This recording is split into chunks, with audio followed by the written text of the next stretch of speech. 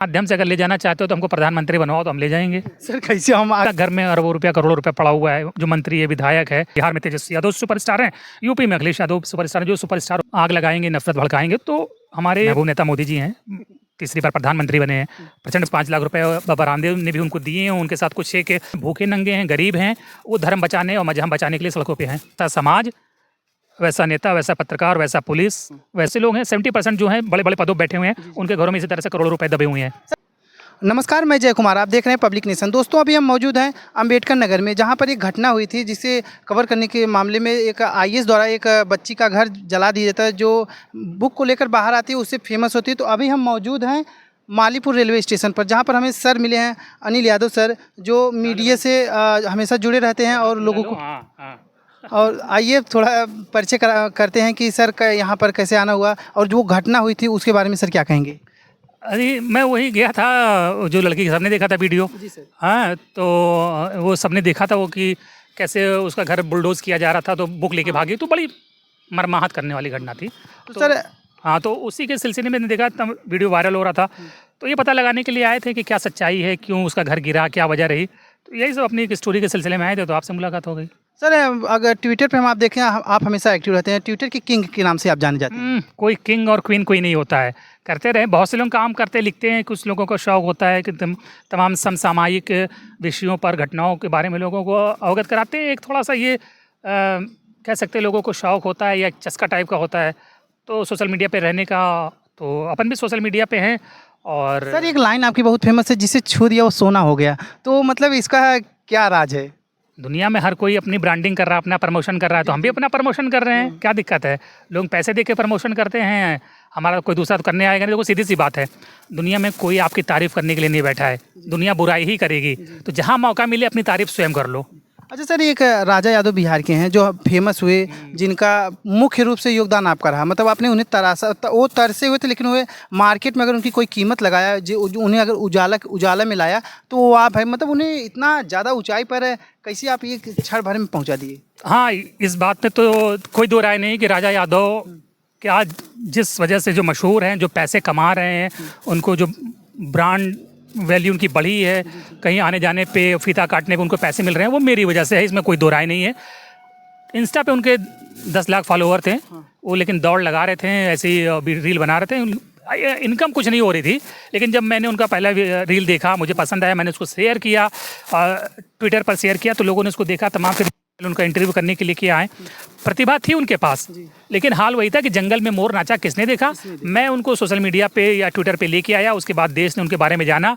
उनकी फिटनेस अच्छी थी, लोगों ने उसको सराहा, और लोग फिर उनके पास आए और पैसा कमाने ने बाबा रामदेव ने उनको बुलाया।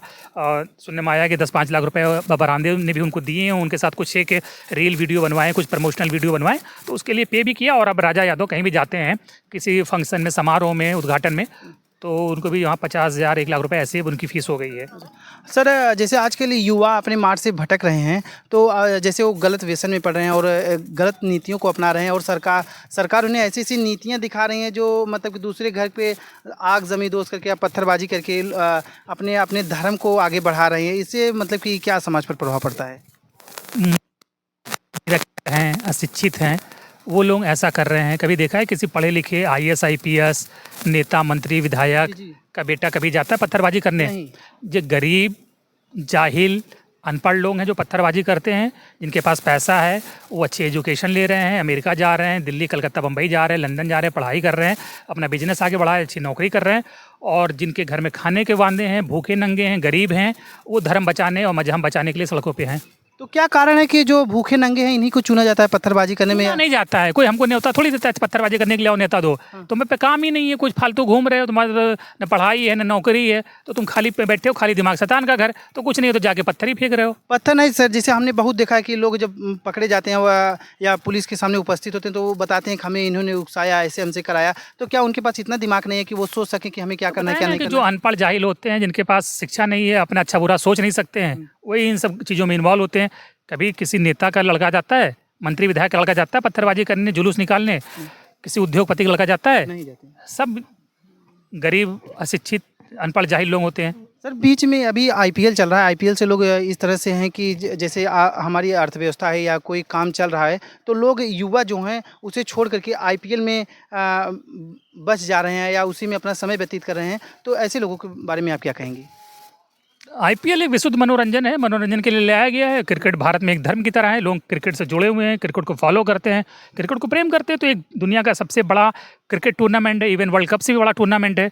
तो लोग पूरी दुनिया में देखते हैं, खासकर भारत में तो भयानक दीवानगी है और बहुत बड़ी संख्या में लोग सट्टा भी लगाते हैं। तो जो ये ऑनलाइन जुआ खेला जा रहा है और लोग इसमें हमेशा बचे जा रहे हैं, तो इस पर कैसे कंट्रोल किया जा सकता है? कोई कंट्रोल नहीं होगा। जब ये ऑनलाइन तो अभी 4-5 साल से आया, इससे पहले लोग ऑफलाइन खेल रहे थे, सट्टेबाज फ़ोन से मोबाइल से खिलवाते थे, लैंडलाइन से खिलवाते थे, भाव बताते थे। अब ऑनलाइन हो गया, हालांकि ये भी लीगल नहीं है, अवैध तरीके से चल रहा है, लेकिन ये बंद नहीं होगा। ऑनलाइन आप सरकार कर सकती करेगी, ऑनलाइन बंद करा लेगी तो ऑफलाइन जैसे चल रहा था वो वैसे चलता रहेगा। ये 50,000 करोड़ रुपए का व्यापार है, तो ये बंद होने वाला नहीं है। अरे एक लड़का था अभी कुछ समय पहले ऐसा मतलब बोला था 96 लाख रुपए वो जुआ खेल गया और इतना पैसा माँ का गहने चुरा करके कैसे कैसे करके वो ये सब गलत काम कर गया। तो ऐसे बच्चों के बारे में आप क्या कहेंगे? देखो ये बुरी लत तो है, शराब से भी बुरी लत है। शराब आप पीते हो, कितने की शराब पियोगे? 100 रुपए की पी लोगे, हो सकता है 200 रुपए की पी लोगे, बस। अरे बहुत होगा 1000 रुपए की पी लोगे, नहीं होगा। बहुत महंगी पियोगे तो 10,000 रुपए की बोतल महंगी वाली लेके पी लोगे। हाँ। जुए की कोई लिमिट नहीं होती है। आपके पास जो कुछ होता है आप सब दांव पे लगा देते हो। आप चोरी करते हो, कर्जा लेते हो, घर के गहने चुराते हो, घर के बर्तन बेचते हो, इसकी कोई लिमिट ही नहीं है। तो जो नशे की बुराई से तो आप स्वयं बर्बाद होते हो, लेकिन जुआ पूरे परिवार को बर्बाद कर देता है।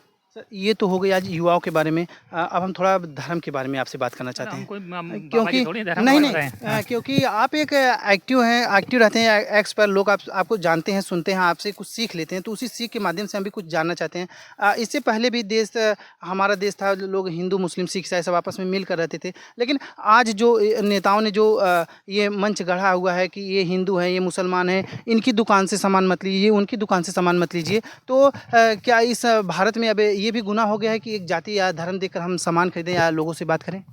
देखिए ये विशुद्ध राजनीति की वजह से है। नेताओं को पता है कि हम आग लगाएंगे, नफरत भड़काएंगे तो हमारे वोट बढ़ेंगे, ध्रुवीकरण होगा। एक पार्टी है, एक कुछ पर्टिकुलर पार्टीज़ हैं, कुछ संगठन हैं, वो ये नफ़रत फैलाते हैं। क्योंकि आप देखो ना कि जब दंगा होता है, नफ़रत फैलती है, हिंदू मुस्लिम होता है, तो किस पार्टी को फ़ायदा होता है? जिसको फ़ायदा होता है वही पार्टी, वही नेता ये करते हैं। हालांकि जो इसमें इन्वॉल्व होते हैं उनको लोगों को सोचना चाहिए, अपनी बुद्धि खुली रखनी चाहिए कि किसी का मोहरा ना बने। अगर कोई भड़का रहा है तो भड़के ना, अपनी अकल से काम लें। ये नहीं कि कहीं किसी ने कुछ कह दिया, बोल दिया तो आप निकल पड़े घर से और बलवा कर दिया, दंगा कर दिया। अंत में होता क्या है, FIR आप पे होती है, पुलिस केस आप पे होती है, फंसते आप हो। नेता तो मौज करता है, सांसद विधायक मंत्री बन जाता है। तो नेता तो करेंगे, बाकी आपको सोचना है कि आपको उनके ट्रैप में फंसना है या नहीं। अभी एक वकील साहब हैं जो चर्चा में आए हैं, जिनके घर नोटों की गड्डी मिली हुई, जज हैं सॉरी जज हैं वर्मा, हाँ यशवंत वर्मा। तो उनके घर में जो नोटों की गड्डी मिली, जली हुई नोटें मिली हैं, जिन्हें दिल्ली से ट्रांसफ़र करके इलाहाबाद भेज दिया गया है। तो मतलब कि इस तरह से अगर जज होंगे तो वो लोगों को किस तरह से न्याय दिला पाएंगे? भाई जज थोड़ी, हर नेता घर में अरबों रुपया करोड़ों रुपया पड़ा हुआ है। जो मंत्री है, विधायक है, बहुत से हैं। 70% लोग हैं जिनके घरों में माल धरा हुआ है, IAS PCS हैं, इवन दरोगा जो है, थानेदार है, उसके घर में पैसा पड़ा हुआ है। आप सबके घर में चेक करोगे, 70% लोगों के घर में पैसा मिलेगा। अब ये जज साहब फंस गए, उनके घर में आग लगी, फायर ब्रिगेड वाले आए, आग बुझा रहे थे, आग बुझाते बुझाते पैसा दिख गया तो उनका सामने आ गया। अभी बहुत से लोग हैं, 70% जो हैं बड़े बड़े पदों पर बैठे हुए हैं, उनके घरों में इसी तरह से करोड़ों रुपए दबे हुए हैं। सर नेता मंत्री की तो बात छोड़िए, क्योंकि उनको भ्रष्टाचार बिना किए या पैसा का आवागमन किए उनसे रहा ही नहीं जाएगा। वो करते हैं, लोगों को दिखाएंगे, बाद में वही दिखाई देंगे कि देखिए हमें इतनी गरीबी दिखाई दी, इतना लोगों को हमने मदद किया। तो जो एक न्याय के प्रतीक है, अगर न्यायाधीश ऐसा करेंगे तो लोगों पर क्या गुजरेगी? ऐसा नहीं है कि नेता मंत्री अधिकारी न्यायाधीश अलग है। जैसा समाज वैसा नेता, वैसा पत्रकार, वैसा पुलिस, वैसा न्यायाधीश, ठीक है, वैसा अधिकारी। आपका समाज ही करप्ट है। तो हम पूरा समाज ही करप्ट है। हम लोग क्या समझिए कि आपको मौका मिलेगा आप छोड़ दोगे? आपको पैसा अगर कोई ऑफर करेगा तो आप पैसा नहीं लोगे? नहीं सर, कोशिश करेंगे कि कोशिश नहीं यार, 10-5 हज़ार देगा नहीं लोगे, 20-50 हज़ार 1 लाख रुपए देगा तो हंसते खेलते लोगे। हर आदमी को बिकता हर कोई है, कीमत अलग अलग होती है। अभी तुम छोटे आदमी हो तो तुम 10,000 में बिक जाओगे, बड़ा आदमी 10 लाख में बिकता है, उससे बड़ा 10 करोड़ में बिकता है। बिकता हर कोई है, मतलब कोई बिकना सबको है, बिकना सबको है। सबकी कीमत लगी हुई है, बस किसी की कम है किसी की ज़्यादा है। अच्छा सर, एक चीज़ और आपसे हम पूछना चाहते हैं, जैसे जो पार्टियां हैं, आज जैसे आप इस पार्टी से हैं, आप विधायक बन गए, तो कल थोड़ा आपको पैसा दिखाया गया, लालच दिया गया, तो आप पार्टी बदल देते हैं। तो पार्टी जब बदल देते हैं तो धोखा किसके साथ होता है, जनता के साथ होता है या पार्टी के साथ होता है? ये तो दोनों के साथ हुआ ना। आप जिस पार्टी से लड़े उस पार्टी ने आपको विश्वास करके आपको टिकट दिया, आपने उस पार्टी को छोड़ दिया, किसी और के साथ चले गए, तो उस पार्टी के साथ धोखा है। और आपको जिन लोगों ने वोट दिया था उस पार्टी के वोटर थे, उस पार्टी के वोटर ने आपको वोट दिया था। तो आप जब पार्टी छोड़ के जाते हो तो उस वोटर के साथ भी धोखा करते हो, जिस वोटर ने अपनी उस पार्टी को वोट दिया था, ना कि आपको दिया था। और तो जाहिर बात है पार्टी और वोटर दोनों के साथ धोखा है जब आप दल बदल करते हो तो।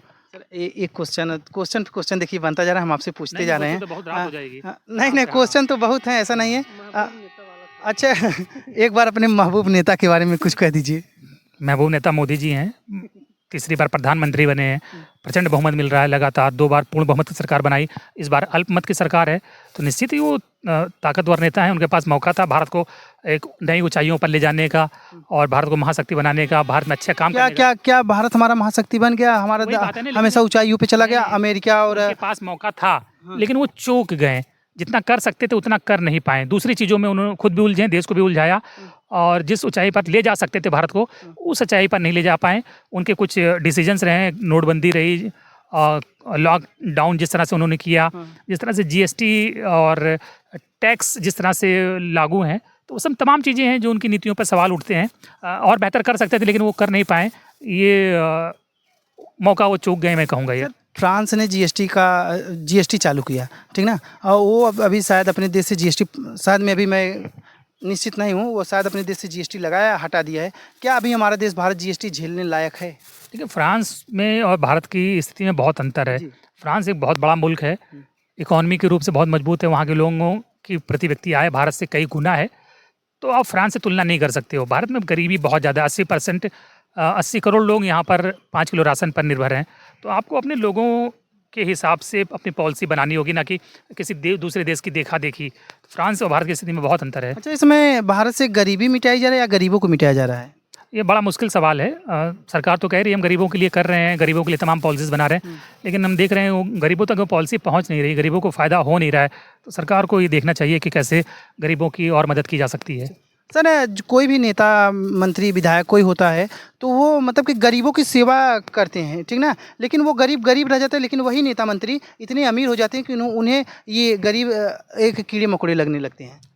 नहीं, ऐसी बात नहीं है, लेकिन हाँ, ये आपकी बात सही भी है कि बड़ी संख्या में नेता जो हैं जो वादा करके आते हैं वो वादा पूरा नहीं करते हैं, पैसा कमाने में लग जाते हैं, अथवा प्रॉपर्टी बनाते हैं, अपनी बीवी बच्चों को आगे बढ़ाने में लग जाते हैं, मंत्री विधायक उनको बनाने लगते हैं। तो निश्चित ही भारत के नेता बड़ी संख्या में हैं, करप्ट हैं, और यही वजह है कि भारत तमाम संसाधनों के होते हुए भी अब तक विकसित राष्ट्र नहीं बन पाया। क्योंकि भारत के नेता अगर ईमानदार होते हैं, भ्रष्ट ना होते हैं और अपनी जेब भरने की बजाय देश के लिए काम करते हैं, तो निश्चित ही भारत एक और बड़ा मुल्क होता। सर, आपके माध्यम से अगर हम भारत को ऊंचा ले जाना चाहें, मतलब कि इस देश से गरीबी को कम करना चाहें, तो उसमें 5 किलो राशन का कितना महत्व है? हमारे माध्यम से अगर ले जाना चाहते हो तो हमको प्रधानमंत्री बनवाओ, तो हम ले जाएंगे। सर, कैसे हम अगर हमारे कहने से आप बन जाए तो आप बन जाइए प्रधानमंत्री। अब हमारे कहने तो क्या, जब प्रधानमंत्री बनेंगे तो हम तभी कुछ कर पाएंगे, बोलने से क्या कर पाएंगे? नहीं सर, जैसे आप, अच्छा एक चीज़ आपका, मतलब एक बात आपकी हमेशा वायरल रहती है, सुपरस्टार नेता चाहे वो बिहार हो या यूपी के हों, आप ढूंढ ही लेते हैं हर राज्य में। तो जो सुपरस्टार उसे सुपरस्टार कहेंगे। अमिताभ बच्चन सुपरस्टार हैं, सचिन तेंदुलकर सुपरस्टार हैं, विराट कोहली सुपरस्टार हैं, तो बिहार में तेजस्वी यादव सुपरस्टार हैं, यूपी में अखिलेश यादव सुपरस्टार हैं। जो सुपरस्टार होगा उसे सुपरस्टार तो कहा ही जाएगा ना भाई। सर, बाबा साहब के बारे में कुछ? बाबा साहब भीमराव अम्बेडकर जिंदाबाद जिंदाबाद। तो देखा आपने, अनिल सर थे, और जिस तरह से इन्होंने अपनी बाइट रखी, मतलब कि हर एक मजबूती से उस मंच पर बात की है जो इस देश में ज़रूरत है। देश के शक्तिशाली होने में इन्होंने बहुत कुछ कहा। अगर इनकी बातों पर काम हो जाए तो ज़रूर हमारा देश मजबूती के रास्तों पर चल पड़ेगा। मैं जय कुमार, कैमरामैन आशीष जी के साथ, धन्यवाद।